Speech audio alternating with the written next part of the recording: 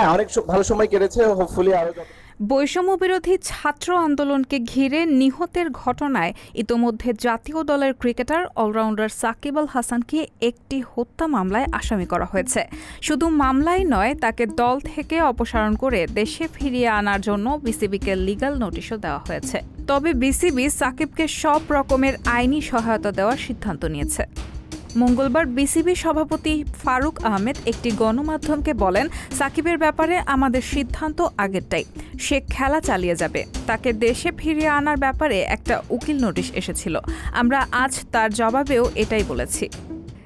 তিনি বলেন, সাকিবের বিরুদ্ধে অভিযোগ এখনও এফআইআর পর্যায়ে আছে, এরপরও অনেকগুলো ধাপ আছে। যতক্ষণ না তার বিরুদ্ধে অভিযোগ প্রমাণিত হবে, ওকে আমরা খেলাবো।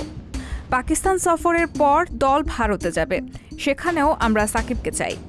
তিনি আরও বলেন, ও আমাদের চুক্তিভুক্ত ক্রিকেটার, প্রয়োজনে তাকে আমরা আইনগত সহায়তাও দেব। রাওয়ালপিন্ডিতে পাকিস্তানের বিপক্ষে বাংলাদেশের প্রথম টেস্টে 10 উইকেটের ব্যবধানে পাওয়া জয়ে ভূমিকা ছিল সাকিব আল হাসানেরও। দ্বিতীয় ইনিংসে পাকিস্তানকে 146 রানে অল আউট করে দেওয়ার পথে 3 উইকেট নেন তিনি, টানা 17 ওভার বল করেন। এদিকে পাকিস্তানের বিপক্ষে দ্বিতীয় টেস্ট খেলে আগামী 30 আগস্ট রাওয়ালপিন্ডিতে নামবে বাংলাদেশ দল।